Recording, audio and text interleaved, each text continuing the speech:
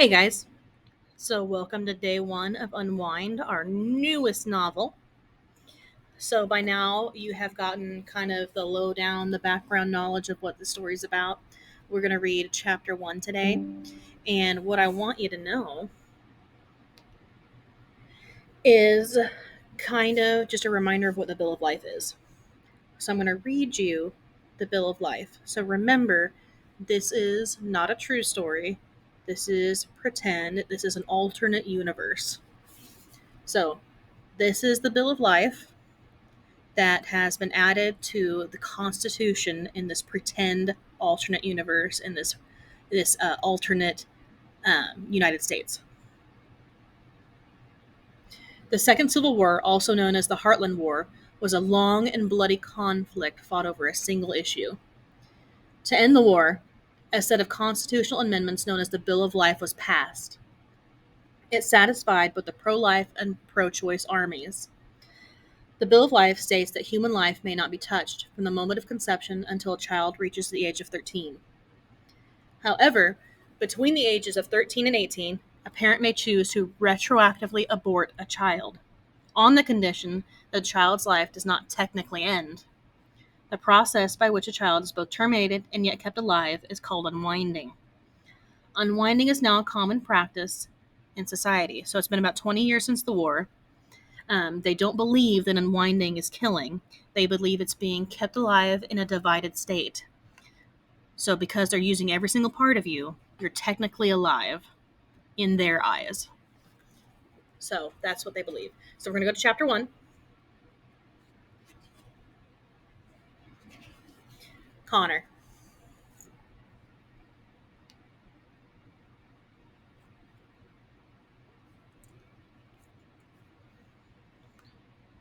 There are places you can go, Ariana tells him.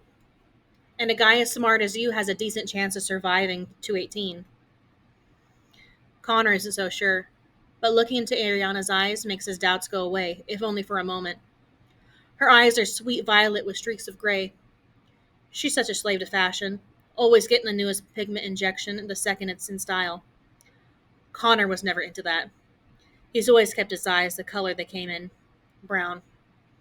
He's never even gotten tattoos, like so many kids these days, even when they're little. So remember, it's the future. Kids get pigment injections to change the color of their eyes, so his girlfriend has purple eyes, and it's very common for little kids to get tattoos. The only color on his skin is the tan it takes during the summer, but now in November, that tan has long faded.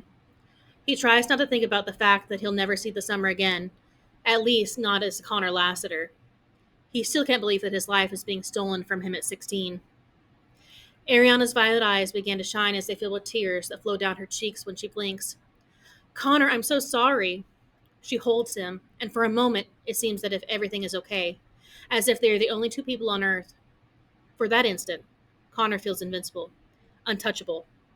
But she lets go. The moment passes and the world around him returns. Once more he can feel the rumble of the freeway beneath him as cars pass by, not knowing or caring that he's there. Once or more he's just a marked kid, a week short of unwinding. The soft, hopeful things Ariana tells him don't help now. He can barely hear her over the rush of traffic.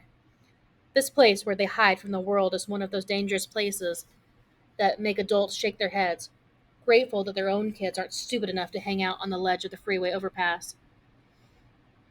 For Connor, it's not about stupidity, or even rebellion. It's about feeling life. Sitting on this ledge, hidden behind an exit sign, is where he feels most comfortable. Sure, one false step and he's roadkill. Yet for Connor, life on the edge is home. There have been no other girls he's brought here, although he hasn't told Ariana that. He closes his eyes, feeling the vibration of the traffic as if it's pulsing through his veins, a part of him. This has always been a good place for him to get away from fights with his parents, or just when he feels generally boiled. But now Connor's beyond boiled, even beyond fighting with his mom and dad. There's nothing more to fight about. His parents signed the order. It's a done deal. So remember, once you sign the order, even if your parents change their minds, there's no going back. They can't change their minds. It's permanent. We should run away, Ariana says. I'm fed up with everything too. My family, school, everything. I could kick AWOL and never look back. Connor hangs on the thought. The idea of kicking AWOL by himself terrifies him. He might put up a tough front. He might act like a bad boy at school. But running away from him on his own, he doesn't even know if he has the guts. But if Ariana comes, that's different. That's not alone. Do you mean it? Ariana looks at him with her magical eyes. Sure, sure I do. I could leave here if you asked me. Connor knows that this is major. Running away with an unwind, that's commitment. The fact that she would do that moves him beyond words. He kisses her, and in spite of everything going on in his life, Connor suddenly feels like the luckiest guy in the world. He holds her, maybe a little too tightly, because she starts to squirm. It just makes him want to hold her even more tightly, but he fights the urge and lets go. She smiles at him. AWOL, she says. What does that mean anyway? It's an old military term or something, Connor says. It means absent without leave. Ariana thinks about it and grins. More like alive without lectures. Connor takes her hand, trying hard not to squeeze it too tightly. She said she'd go if he asked her. Only now does he realize he hasn't actually asked yet. Will you come with me, Ariana? Ariana smiles and nods. Sure, she says. Sure, I will. Ariana's parents don't like Connor. We always knew he'd be an unwind. He can just hear them saying. You should have stayed away from that Lassiter boy. He was never Connor to them. He was always that Lassiter boy. They think that just because he's been in and out of disciplinary school, they have a right to judge him. Still, when he walks her home that afternoon, he stops short of her door, hiding behind a tree as she goes inside. Before he heads home, thinks how hiding is now going to be a way of life for both of them. Home. Connor wonders how he can call the place he lives home when he's about to be evicted, not just from the place he sleeps, but from the hearts of those who are supposed to love him. His father sits in a chair, watching the news as Connor enters. Hi, Dad. His father points at some random carnage on the news. Clappers again. They blew up an Old Navy in the North Akron Mall. Says Connor. You think they have better taste. I don't find that funny. Connor's parents don't know that Connor knows he's being unwound. He was supposed to find out, but Connor has always been good at ferreting out secrets. 3 weeks ago, while looking for a stapler in his dad's home office, he found airplane tickets to the Bahamas. They were going on a family vacation over Thanksgiving. One problem, though. There were only 3 tickets. His mother, his father, and his younger brother. No ticket for him. At first, he just figured the ticket was somewhere else. But the more he thought about it, the more it seemed wrong. So Connor went looking a little deeper when his parents were out, and he found it. The unwind order. It had been signed in old-fashioned triplicate. The white copy was already gone, off with the authorities. The yellow copy would accompany Connor to his end, and the pink would stay with his parents, as evidence of what they'd done. Perhaps they would frame it and hang it alongside his first-grade picture. The date on the order was the day before the Bahamas trip. He was going off to be unwound, and they were going on a trip, a vacation to make themselves feel better. The unfairness of it made Connor want to break something. It had made him want to break a lot of things, but he hadn't. For once, he held his temper, and aside from a few fights in school that weren't his fault, he kept his emotions hidden. He kept what he knew to himself. Everyone knew that an unwind order was irreversible, so screaming and fighting wouldn't change a thing. Besides, he found a certain power in knowing his parents' secret. Now the blows he could deal them were so much more effective, like the day he brought flowers home for his mother, and she cried for hours. Like the B+ he brought home on a science test, the best grade he'd ever gotten in science. He handed it to his father, who looked at it, the color draining from his face. See, Dad? My grades are getting better. I could even bring my science grade up to an A by the end of the semester. An hour later, his father was sitting in a chair, still clutching the test in his hand, staring blankly at the wall. Connor's motivation was simple. Make them suffer. Let them know for the rest of their lives what a horrible mistake they'd made. But there is no sweetness to this revenge. And now, 3 weeks of rubbing it in their faces has made them feel no better. In spite of himself, he's starting to feel bad for his parents, and he hates that he feels this way. Did I miss dinner? His father doesn't look away from the TV. Your mother's left a plate for you. Connor heads off toward the kitchen, but halfway there, he hears, Connor? He turns to see his father looking at him. Not just looking, but staring. He's going to tell me now, Connor thinks. He's going to tell me they're unwinding me, and then break down in tears, going on and on about how sorry he is about it. If he does, Connor just might accept the apology. He might even forgive him, and then tell him he doesn't plan to be here when the juvie cops come to take him away. But in the end, all his father says is, Did you lock the door when you came in? I'll do it now. Connor locks the door and then goes to his room, no longer hungry for whatever his mother had saved for him.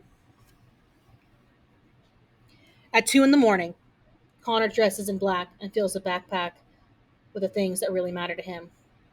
He still has room for 3 changes of clothes. He finds it amazing when it comes down to it how few things are worth taking. Memories mostly. Reminders of a time before things went so wrong between him and his parents, between him and the rest of the world. Connor peeks in on his brother, thinking about waking him to say goodbye, and then decides it's not a good idea. He silently slips out into the night. He can't take his bike because he had installed the anti-theft tracking device. Connor never considered that he might be the one stealing it. Ariana has bikes for both of them, though. Ariana's house is a 20-minute walk if you take the conventional route. Suburban Ohio neighborhoods never have streets that go in straight lines, so instead he takes the more direct route through the woods, and that makes it there in 10. So remember, Connor lives in Akron, Ohio. That's a real place. The lights in Ariana's house are off. He expected this. It would have been suspicious if she had stayed awake all night. Better to pretend she's sleeping, so she won't alert any suspicion. He keeps his distance from the house. Ariana's yard and front porch are equipped with motion sensor lights that come on whenever anything moves into range. They're meant to scare off wild animals and criminals. Ariana's parents are convinced that Connor is both. He pulls out his phone and dials an unfamiliar number, or a familiar number. From where he stands in the shadows at the edge of the backyard, he can hear it ring in a room upstairs. Connor disconnects quickly and ducks further back from the shadows for fear that Ariana's parents might be looking out from the windows. What is she thinking? Ariana was supposed to leave her phone on vibrate. He makes a wide arc around the edge of the backyard, wide enough not to set off the lights, and although a light comes on when he steps out onto the front porch, only Ariana's bedroom faces that way. She comes to the door a few moments later, opening it not quite wide enough for her to come out, or for her to go in. Hi, are you ready? Asks Connor. Clearly she's not. She wears a robe over her satin pajamas. You didn't forget, did you? No, I didn't forget. So hurry up. The sooner we get out of here, the more of a lead we'll get before anyone knows we're gone. Connor, she says, here's the thing. And the truth is right there in her voice, in a way that's such a strain for her to even say his name. The quiver of apology lingering in the air like an echo. She doesn't have to say anything after that because he knows, but he lets her say it anyway, because he sees how hard it is for her and he wants it to be. He wants it to be the hardest thing she's ever done in her life. Connor, I really want to go, I do. But it's just a really bad time for me. My sister's getting married, and she's picked for me to be the maid of honor, and then there's school. You hate school. You said you'd be dropping out when you turn 16. Testing out. There's a difference. So you're not coming. I want to. I really, really want to. But I can't. So everything we talked about was just a lie. No, says Ariana. It was a dream. Reality got in the way. That's all. And running away doesn't solve anything. Running away is the only way to save my life, Connor hisses. I'm about to be unwound in case you forgot. She gently touches his face. I know, she says, but I'm not. Then a light comes on at the top of the stairs, and reflexively, Ariana closes the door a few inches. Ari, Connor hears her mother say, what is it? What are you doing at the door? Connor backs up out of view, and Ariana turns to look up the stairs. Nothing, Mom. I thought I saw a coyote from my window, and I wanted to make sure the cats weren't out. The cats are upstairs, honey. Close the door and go back to bed. So I'm a coyote, whispers Connor. Shh, says Ariana. closing the door until there's just a tiny slit and all he can see is the edge of her face and a single violet eye. You'll get away. I know you will. Call me once you're somewhere safe. Then she closes the door. Connor stands there for the longest time until the motion sensor light goes out. Being alone had not been a part of his plan, but he realized it should have been. From the moment his parents signed those papers, Connor was alone. And that is where we stop reading for the day. And let's answer some questions. So, in your notebook, open up to day one. I have made a day one for you already. And answer these questions. Number one, what is unwinding? Describe it for me. Be very descriptive. What is unwinding? How old do you have to be? What do they do? Number two, how specifically does Connor describe, not describe, how specifically does Connor find out about the unwind order? How does he find out that he's going to be unwound? And then number three, why is Connor being unwound? Why did his parents make the choice that they made? When you're done with that, go put your notebook away and you're done for the day.